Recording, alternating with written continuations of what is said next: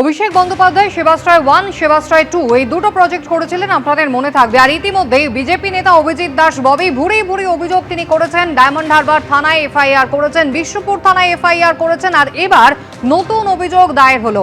BJP নেতা অভিজিৎ দাস ববি তিনি এবার দক্ষিণ 24 পরগনারই পারুলিয়া কোস্টাল থানায় অভিযোগ দায়ের করেছেন। আগে জোড়া এফআইআর এর পর এবার নতুন অভিযোগ দায়ের হলো। সেখানেও কিন্তু এই যেভাবে সরিষাতে মাটির তলা থেকে একেবারে পেলোডার দিয়ে ওষুধ তৈরি করা ওষুধ বের করা হয়েছিল খুঁড়ে, সেই ওষুধের পিছনে কালো টাকা সাদা করার একটা পরিকল্পনা কাজ করেছিল অভিজিৎ দাস ববি, সেই আশঙ্কা প্রকাশ করেছেন। সেই অভিযোগই কিন্তু তিনি দায়ের করেছেন।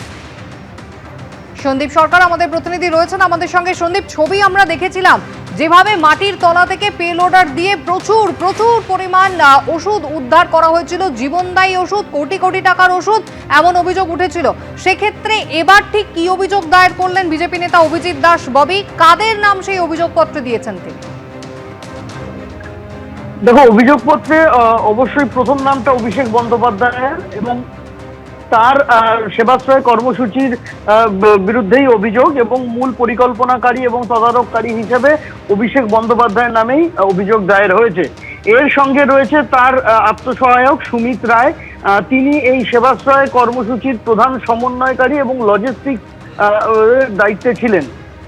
3 নম্বর নাম অয়ন ঘোষ দস্তিদার, ইনিও অভিষেক বন্দ্যোপাধ্যায়ের ঘনিষ্ঠ এবং ক্যাম্প ম্যানেজমেন্টের দায়িত্বে তিনি ছিলেন। স্থানীয় সংগঠক এবং কোঅর্ডিনেটর হিসেবে জাহাঙ্গীর খান, ফলতার তৃণমূল নেতা, যিনি ইতিমধ্যেই গ্রেপ্তার হয়েছেন, তার নাম রয়েছে।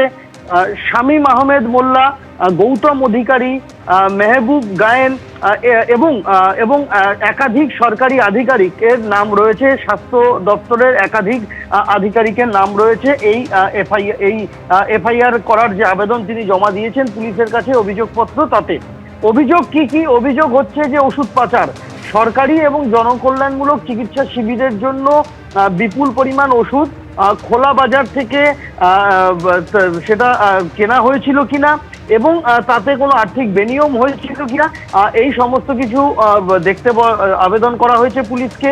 এবং এই সমস্ত ওষুধ কেন মাটির নিচে লুকিয়ে রাখা হয়েছিল সেই বিষয়টাতেও অভিযোগ জানানো হয়েছে। এছাড়া আর্থিক অনিয়ম, জালিয়াতি, নথি জালিয়াতি, প্রমাণ লোপাট, অপরাধমূলক ষড়যন্ত্র, একাধিক অভিযোগ জানানো হয়েছে এই অভিযোগপত্রে। একদম সন্দীপ, আমি তোমার কাছে আবারও আসবো। অভিজিৎ দাস ববি ঠিক কি অভিযোগ করেছেন দেখুন। এখানটায় প্রচুর পরিমাণে ওষুধ পাওয়া যায় মাটি করে। তো আপনারা জানেন নিশ্চয়ই যে এইরকমভাবে মাটিগুলো ঘুরে এই ধরনের ওষুধ পাওয়া যায়, অনেক জীবনদায়ী ওষুধ রয়েছিল। এবং কারা এই ব্যক্তি এই যে ওখানে ওষুধগুলো এরকম মাটি চাপা দিয়ে রেখেছে, এবং অনেক সেবাশ্রয়ের লোগো ছিল।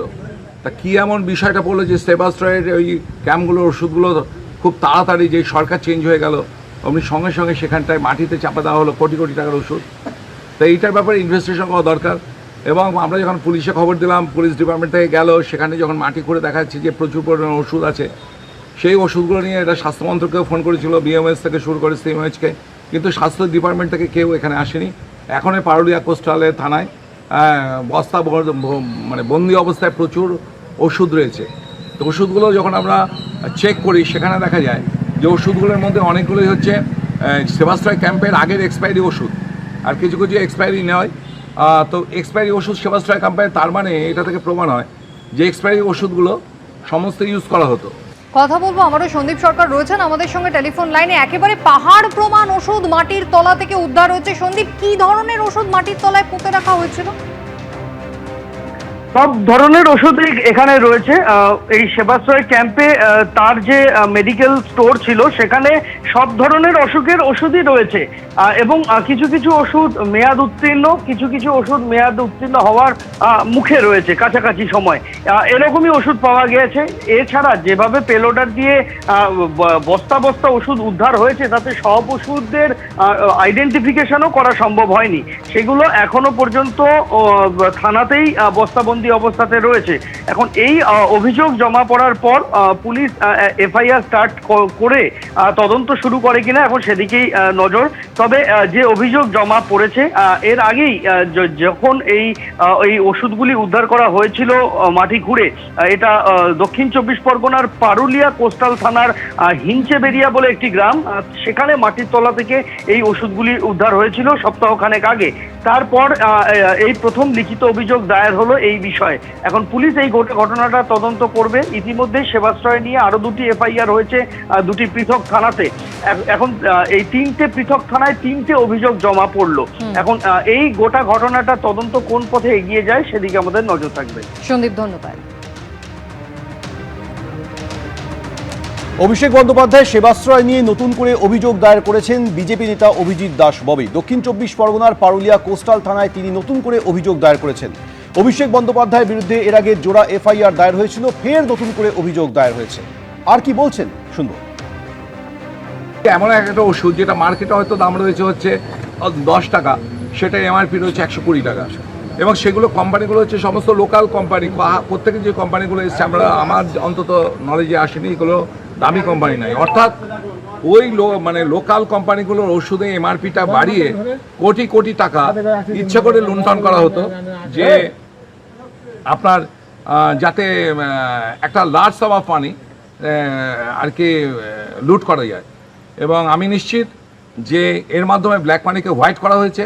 এবং আমরা নিজে এখন পর্যন্ত আমার কাছে যে অভিযোগ জমা পড়েছে তাতে এখানকার যারা ডেকোরেটর ছিল, গরিব মানুষ, যারা ফ্লেক্স, যারা কাজ করেছে এবং যারা প্রচার বিভিন্ন রকম আর কি যাই সেবাশ্রয় ক্যাম্পের জন্য যারা যুক্ত ছিল, সেই সব তাদের বিল দেয়নি, কোটি কোটি টাকার বিল।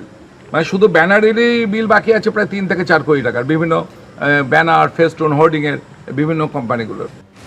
অভিষেক বন্দ্যোপাধ্যায় সেবাশ্রয় নিয়ে নতুন করে অভিযোগ দায়ের করেছেন বিজেপি নেতা অভিজিৎ দাস ববি। এর আগে অভিষেক বন্দ্যোপাধ্যায়ের বিরুদ্ধে 2টি এফআইআর হয়েছিল, নতুন করে আরও অভিযোগ দায়ের করা হয়েছে পুলিশের কাছে। কথা বলবো আমাদের প্রতিনিধি গৌতম মণ্ডল আমাদের সঙ্গে রয়েছে। গৌতম, প্রাথমিক তদন্তে পুলিশ কি বলছে? একদম দেখো সমেত, এটা গত 10ই জুনের ঘটনা। সরিষার হিঞ্চেবেরিয়া যে এলাকাটা রয়েছে, এখানে একটা ফাঁকা মাঠ, সেই ফাঁকা মাঠের মধ্যে এটা মাটির মধ্যে পোঁতা ছিল। বিজেপি কর্মী সমর্থকরা তারা পেল লোডার দিয়ে এইগুলো ওষুধগুলো উদ্ধার করে, এবং এই যে ঘটনাস্থল তার থেকে বেশ কিছুটা দূরে একটা সেবাশ্রয় প্রকল্পের একটা গুদাম ছিল, যেটা তৃণমূল নেতা বর্তমানে যিনি নগরাট পশ্চিমের বিধায়ক শামীম আহমেদ, তারই এইটা গুদাম। এখানে সেবাশ্রয় প্রকল্পের একাধিক যে সমস্ত সরঞ্জাম এখানে রাখা থাকতো, তার থেকে কিছুটা দূরে উদ্ধার হয়েছে। এবং সেই সময় তৃণমূলের যে বিধায়ক তিনি বলেছিলেন যে এটা সেবাশ্রয় প্রকল্পের ওষুধ এবং এগুলো মেয়াদ উত্তীর্ণ ওষুধ, তাই জন্য মাটিকে পুঁতে দেওয়া হয়েছে। কিন্তু এর মধ্যে কোনো অভিযোগ দায়ের হয়নি। গতকাল অভিজিৎ দাস ববি, বিজেপি নেতা, তিনি অভিযোগ দায়ের করলেন।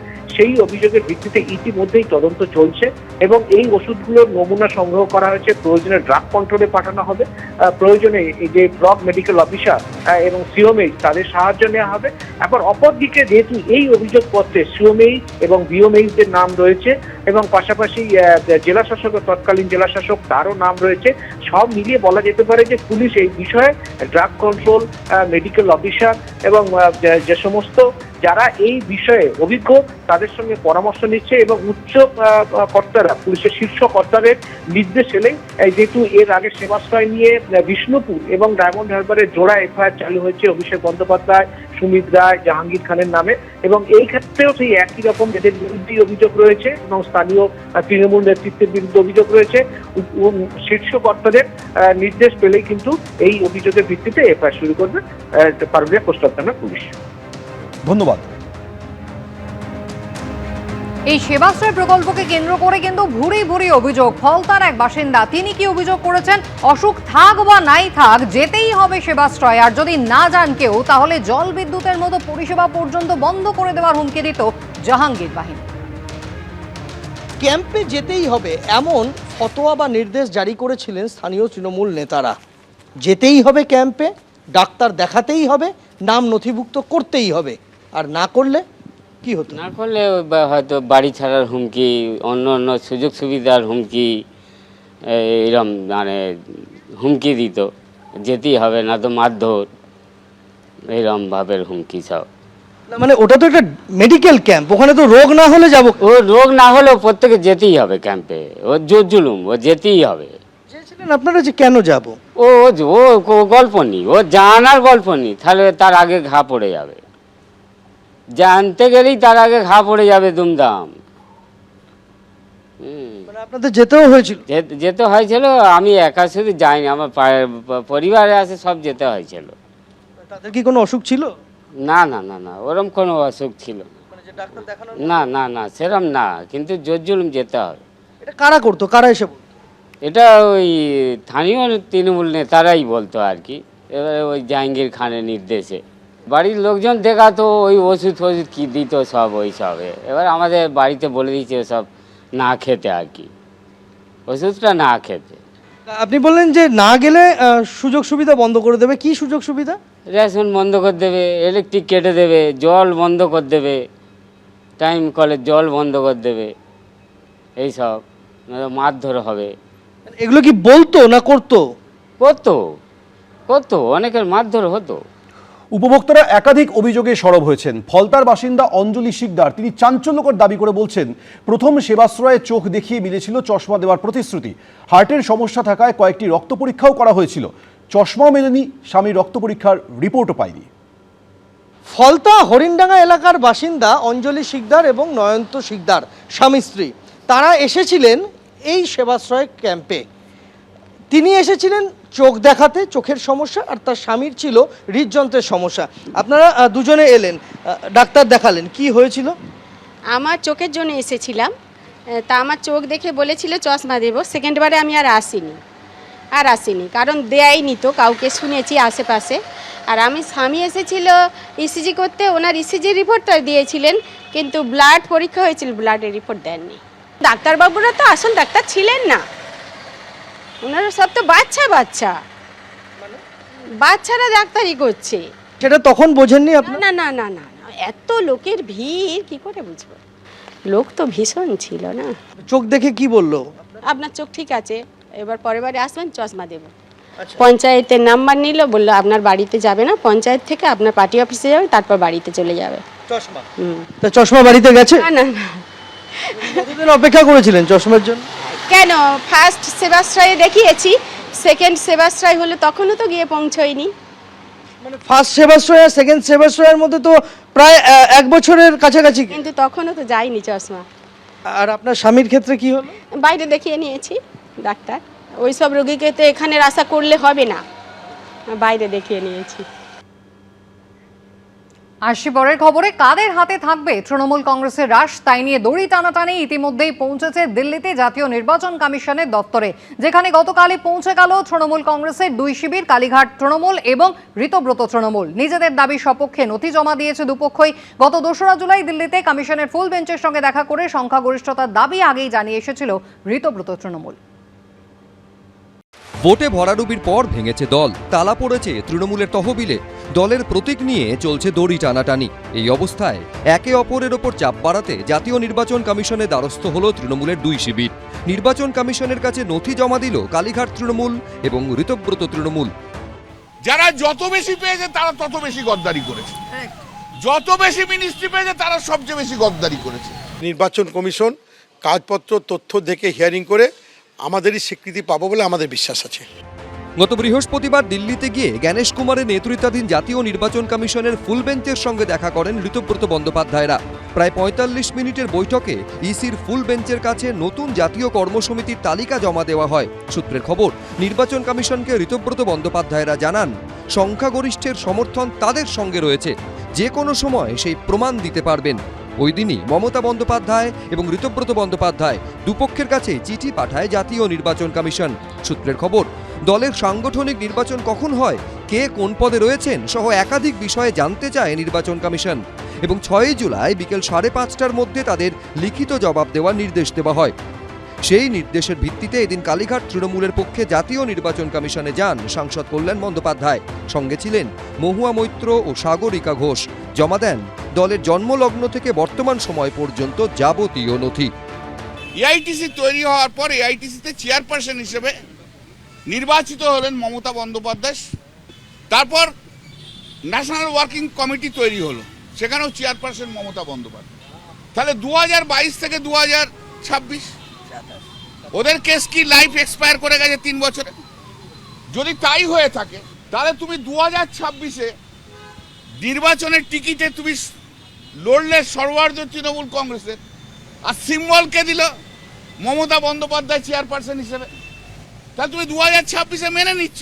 যদি না মানো তাহলে তোমার নির্বাচনটাই তো ফ্রড হয়ে গেছে, তাহলে তুমি তো এমএলএ নাও। আর অন্যদিকে কালীঘাট তৃণমূলের ওপর চাপ বাড়িয়ে নথি জমা দেয় ঋতব্রত তৃণমূলও।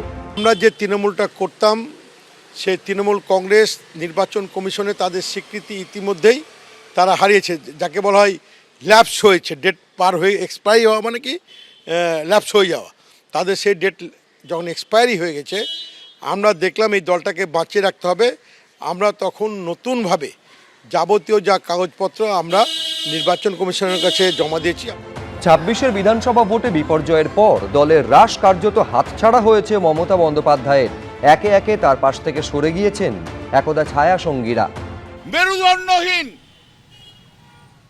একদিনও ঋতুব্রত ব্যানার্জি উলুবেড়িয়া যেতে পারেনি, এখনো অরূপ রায় বাড়ি থেকে বেরোতে পারেনি, ববি হাকিম মেটিয়াপুরে করতে পারেনি। আর এটা তো সবচেয়ে বড় গদ্দার, সবচেয়ে বেশি পেয়েছে আর সবচেয়ে বেশি গদ্দারি করেছে। সমস্যা হচ্ছে একটা, এটা আমার মত, যারা যত বেশি পেয়েছে তারা তত বেশি গদ্দারি করেছে, যত বেশি মিনিস্ট্রি পেয়েছে তারা সবচেয়ে বেশি গদ্দারি করেছে। দিদির পাশে থাকতো কারা?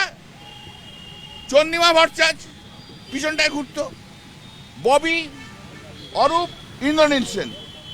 এদের মধ্যে যদি আমি কথা বলতে যেতাম তখন ববি বা অরূপ করে ঠেলে ফেলে দিত, এমন ঠেলে ফেলে দিত আর পড়ে যেতাম। বুঝতে পেরেছো তো? তা আজকে ওরাই চলে গেছে, আমরাই রয়েছি। বিজেপির সমর্থনে কারা ছিল দেশের মানুষ দেখেছে। মানে যখন প্রয়োজন হয়েছে তারা সবসময় এনডিএকে প্রত্যক্ষ পরোক্ষভাবে সমর্থন দিয়েছে। তারা বিজেপির কেন্দ্রীয় মন্ত্রিসভায় মন্ত্রীও ছিলেন। 2024 সালে দেশের মানুষ চেয়েছিল যে এনডিএ সরকার দেশ থেকে বিতাড়িত হোক, ইন্ডিয়া সরকার আসুক। নির্বাচনের আগে ইন্ডিয়া জোটের সঙ্গে কে গাদ্দারি করে ইন্ডিয়া জোটকে ভেঙে দিয়ে বিজেপিকে সুবিধা করে দিয়েছে, তাদের মুখে এরকম বড় বড় কথা মানায় না।